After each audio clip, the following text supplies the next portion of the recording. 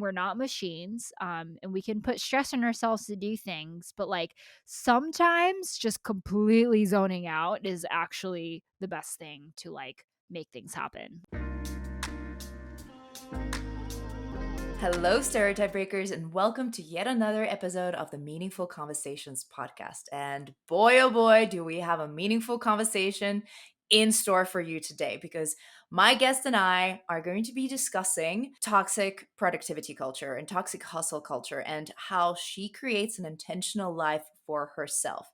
You may already know my guest, who is an amazing, amazing person. Her name is Mayuko, who is a content creator and software engineer. After working in Silicon Valley tech companies like Intuit, Patreon, and Netflix for 6 years as an iOS engineer, she became a full-time creator in 2020. Her work helps to aim people to find a way through the tech industry by sharing her own experiences navigating this world through technology, career advice, and lifestyle videos. She's passionate about discussions around mental health, cultural identity, and creating technology with empathy and compassion.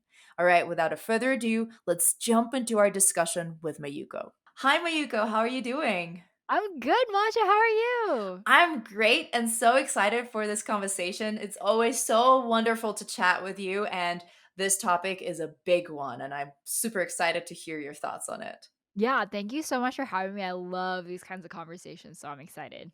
Me too. I feel like we have them offline sometimes, so it's good that We we're do. bringing it online.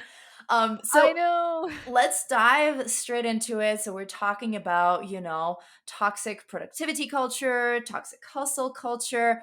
The world is obsessed with productivity, cramming more on your to-do list, being more effective for the sake of getting more and more stuff done, more on your to-do list, getting more done in a day. And I know that you're very intentional on about how you structure your projects, about how you structure your day, and you're creating a more focused life for yourself, not subscribing to that hustle culture mentality.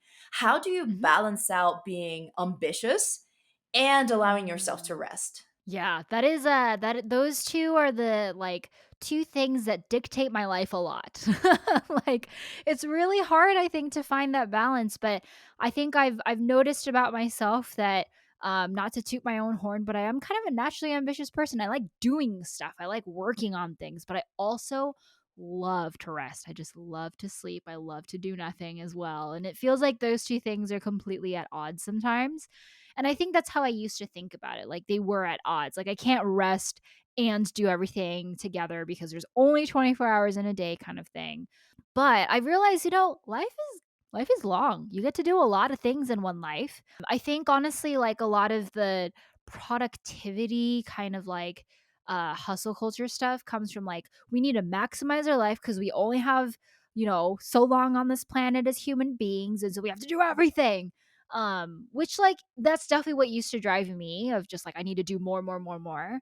But I've realized that like it's okay not to do that too. Like we are all here trying to do our best that we can, but more isn't necessarily better sometimes. Sometimes less is good as well, like kind of like lifestyle minimalist. But anyways, I think like all of that thinking comes from a place of just like scarcity as well as just like anxiety.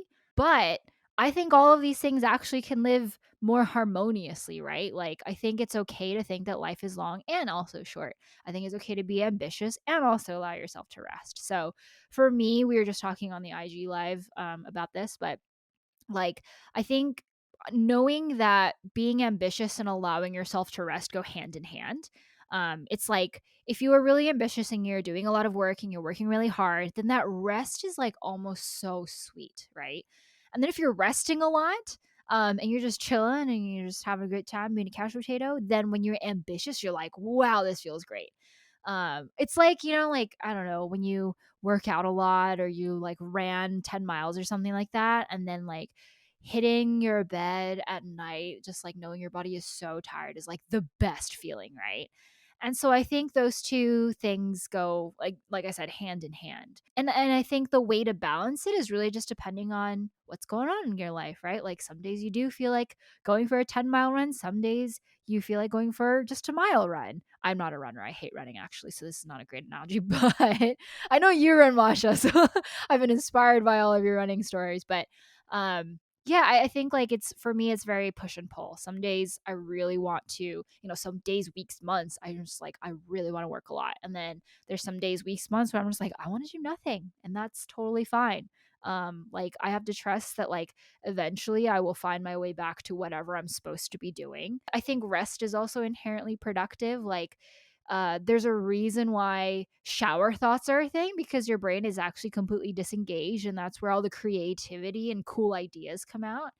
And so like why not have those thoughts come to you like not in the shower as well. So it's really difficult. Everyone has a different way of managing it.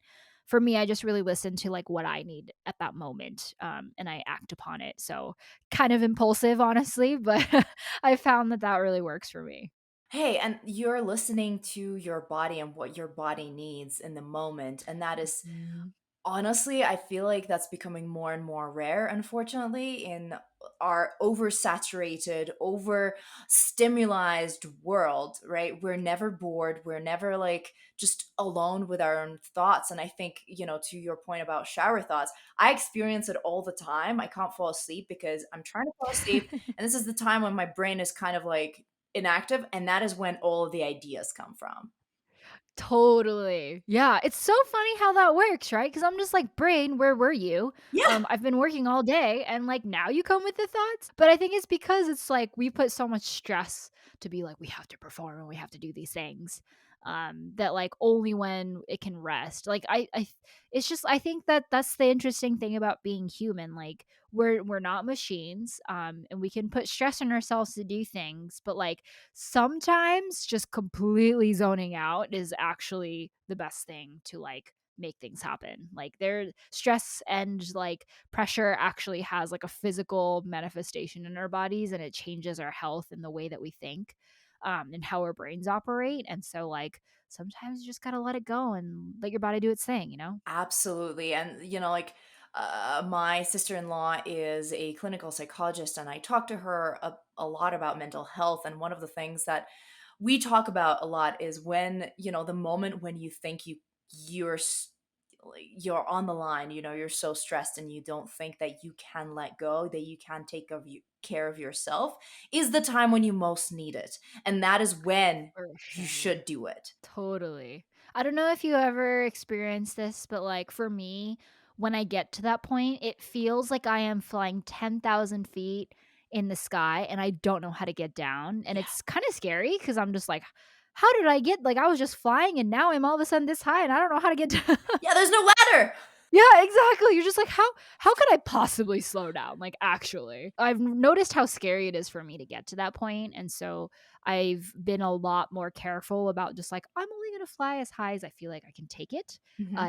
I'm only gonna go so high, knowing that like I can get down from it comfortably too. Which like I don't know. I think the physical analogy is pretty important. Like you're not gonna climb so high that you don't know you're so scared of getting down. You're gonna climb as high as you're comfortable with.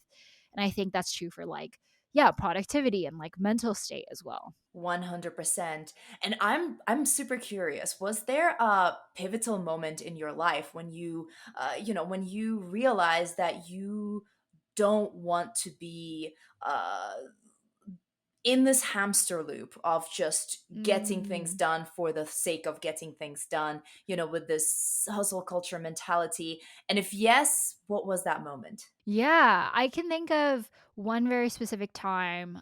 This was like in early 2018.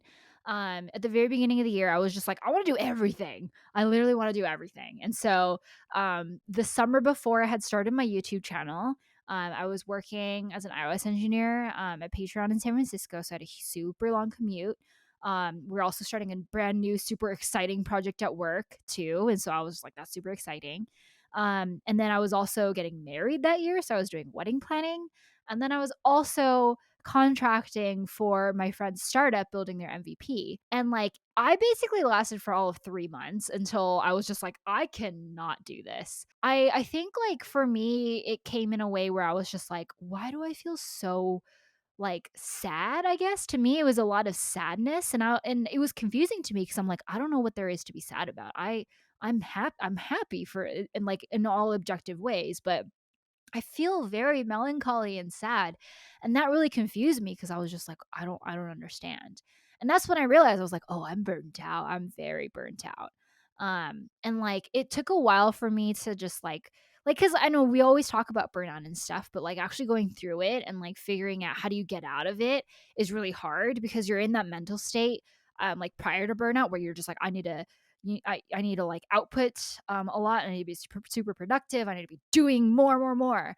And like just to stop doing that and like noticing that your body's acting like negatively towards it is like kind of really weird because you're just like, dude, what the heck? Like, body? Like, I thought we were good. So it feels a little bit all of a sudden like my best friend was like, mad at me for being successful, and I was just like, this makes no sense. And so it took a while for me to like climb out of it, and honestly I was just like, okay, best friend, I hear you. Like, I haven't been taking you out to like do fun things, and like I haven't been letting you rest, and we haven't been like eating super well. And so I took care of that relationship a little bit more, and I just like created time for myself to do nothing. I also went to Japan like a few weeks later to go hang out with my parents and like just not think about anything else that's going on in my life. And then that's when I realized I was like, okay, I get it. Like I have been treating you pretty poorly, best friend, my body. Let's reprioritize things because I've been working you hard because I got a little ahead of myself, and also you're not really seeing the benefit of me doing this. And so I think I got out of the contract with the startup. I kind of like I told my manager at work and I was like, I gotta chill for a little bit. So like, can I just work on tech debt or bugs or something for the next month? He was really understanding of that. I took a backseat in YouTube things and I just kind of like reset and I was like, okay, let's more slowly build up what I want to do and be more intentional about it because I can't just be saying yes to everything. So that was definitely like one of the big alarm bells. Like my body was like, girl, stop, please, for the love of God. Like, don't do this to me. And I listened and it worked out. And I think my habits since then have just been a lot healthier because I'm not like getting ahead of myself. Like I'm learning how to um I don't know, I'm learning how to like drive a car before I can drive a plane, you know? And so I think those incremental steps are really important. Couldn't agree more. And thank you so much for sharing that story. I'm sure a lot of people listening to this and watching this have experienced this because burnout is, it just creeps up on you and you don't see Yeah. it coming until sometimes it's too late and you have to really press the, the brake pedal because you need some rest and you need to end things as soon as possible and you can't keep going, otherwise it's just going to get worse and worse and worse, and it's going to manifest physically, with your body and get just to a point where it gets to a trauma that's just super hard to recover from. And I think it's hard too because, like, inherently it feels really selfish. Cause, like, you've said yes to probably all these things that, like, other people depend on. And you have to, like, basically close the door on that because you're like, I don't feel good. And to some, it does feel very scary to do that because you're just like, sorry, I'm more important than this project. And so goodbye. But, like, I think it's really important to do that because in order to be the best version of you, which other people can work well with, collaborate well with, you have to advocate for yourself. And like hopefully the people that you work with, and in my case, like this was the pleasant surprise of it all. People were really understanding of it. Like I think being vulnerable about it is like not a terrible thing. I think because burnout is more common these days and people are talking about it and more accepting about it. It sucks that burnout is so common, but it's great that it's been a little bit more like, it's a thing that actually happens to a lot of people. And so, like, most likely the people you're working with have also experienced burnout before. And if they're mean about it, then maybe you didn't want to work with them in the first place. Like there's signs you can take there as well. Oh, 100%. That's definitely a sign of toxic toxic environment, and like when people Totally. don't respect or understand your boundaries, that is clearly some toxic traits, because those people don't respect you, and you do not want to work in that kind of situation. Exactly. And maybe your body knew that and it was telling you this way, Yeah, that like, hey, this person you're working with is not that great and you're not going to listen to me unless I'm burnt out. So I'm burnt out, girl. Like exactly. it's Red totally flag. fine. How can I make it Yeah. more obvious to you? Yeah. Exactly. So you're working on so many projects right now, like, and they're in very different, I don't want to say skill sets, right? But they're kind of developing you in different directions. There's so many things that you are balancing right now. How do you do it all? What are some of your time management strategies and tips that you would share on how you balance all of those things, and how you give all of these projects attention while also creating space for yourself to rest and be yourself and do things that you want to do? Totally. So I think the two big things that I do here is number one, I plan, I guess. I do a lot of planning of like breaking down big things into small incremental pieces so I know week to week what I'm supposed to be working on. I have a calendar and Notion of all of the things that I'm working on and all of the deadlines and stuff. So I can see from a really high level what I need to be doing. And so if there's a new like opportunity that comes in, I just check it and I'm like, could I fit this in? Nope, I am booked for the next 3 weeks. So let's punt it to next month. Like, I think like having that has helped me to just like, yeah, know what I'm supposed to be doing and make diligent work towards it. And all the while I'm being realistic about what I can get done and what I can't get done in a certain week.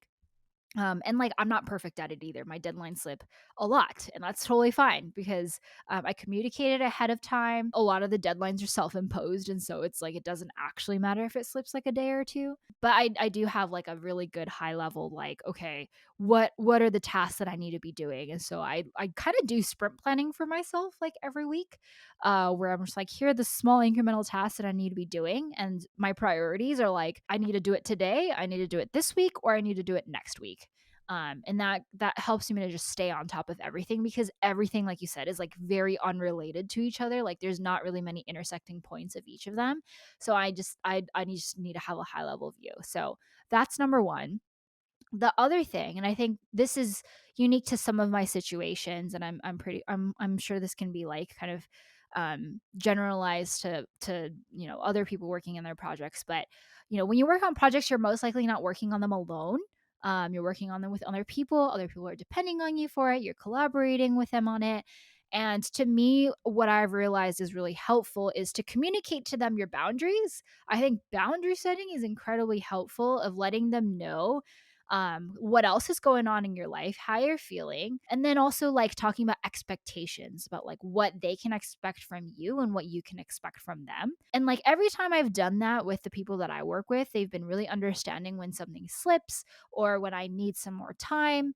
Because they're just like, yeah, Mayuko, you're doing like so much other stuff, and this is important, but like it's fine if you miss like a day or two, it's totally okay. And like they know what they can expect from you. So, if they're and I know exactly what that is, and so I know how to like meet those expectations. So I have pretty like frank conversations about just like here's what I can deliver for you, here's what I cannot deliver for you. Here's what I'm going to expect from you in turn because, when you're working with different people, everyone has different personalities and expectations and sometimes and like communication styles and like they work different hours and all of that. But if you can just agree on like what is the agreement of this type of the nature of this, that there's no guessing, right? And like you're probably not going to disappoint them because you know exactly what they expect out of you.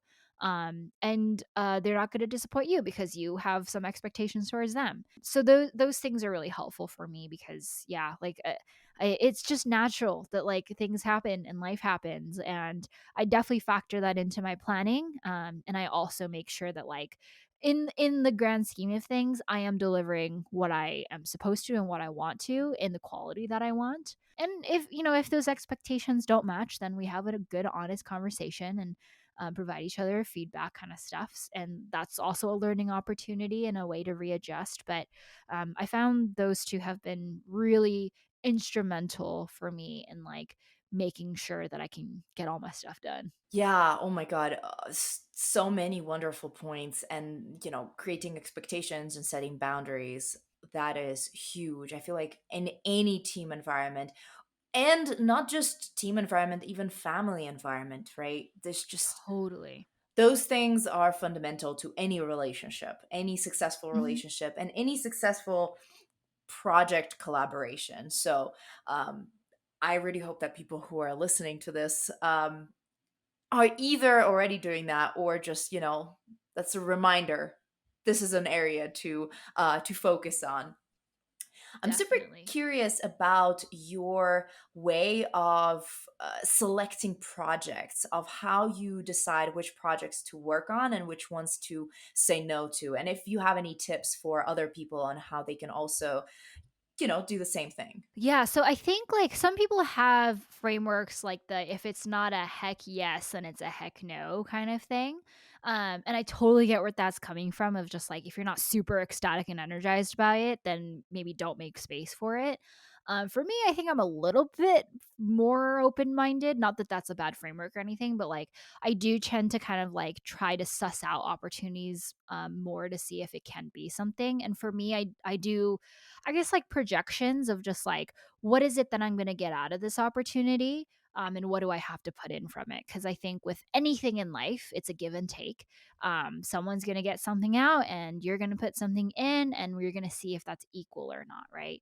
And so for me, like at each point that I am presented with an opportunity, I always consider like, okay, what's important to me right now? Though? Like, what do I want to be doing based on what my values are and what my goals are currently in my life? And that's like one of the first signals. The other signal that I get is just like, okay, like what am I gonna get from this? Is it a learning experience? Is it money? Is it like new connections? Is it just like a fun, exciting time that like I wouldn't have gotten otherwise? Like I suss out all of those things. And granted, sometimes you don't know what those things are right when you start an opportunity. And so, one thing that I do, like a lot with like brands and stuff like that, for instance, is I kind of do a trial run where I'm just like, I don't know what I can get from this yet because I don't know you that well and you don't know me that well. So let's just like try it out. And that usually gives me more information about just like, hey, was this fun to work on? Was this easy to work on? Yeah, again, I think it's just because so many different people work in so many different ways and have different expectations of you. And to me, like getting as much data as possible, not just like quantitative data but like qualitative as well, and just like feelings and thoughts about the thing, and then making an informed decision that way of just like, okay, is this worth taking or not? And I think also the other important part about it is like forgiving yourself if it was an opportunity that wasn't worth taking. Sometimes, like you take opportunities that were totally not worth it, but you had to take them in order to learn that lesson. I've had many a times like that happen to me where I'm just like, oh, I thought this was a great opportunity. And then, like, while I was in it, I was like, wow, I really don't want to do this anymore. And that's helped me inform my future decisions. So there is kind of an element of like, you just have to get your hands dirty and try before you really know, kind of thing. But yeah, mine is the way that I make decisions is so like case by case kind of thing. And I will admit there are times where I'm just like, dude, past Mayuko, what the heck were you thinking? But like at the end of the day, everything's a learning experience. And I think like everything at the end is gonna have some sort of net positive because you're gonna walk away from it being wiser or smarter or just like knowing yourself better. So I like to think about it in that way. I couldn't agree more. That's such a wise and such a wonderful way to look at it because everything teaches us a lesson. And like you said, even Mhm. if that lesson is, okay, don't take opportunities like this in the future, don't do this. This is not, does not serve you well. Your body does not respond well to stress. You know, late hours are Yeah. not good. So Yeah.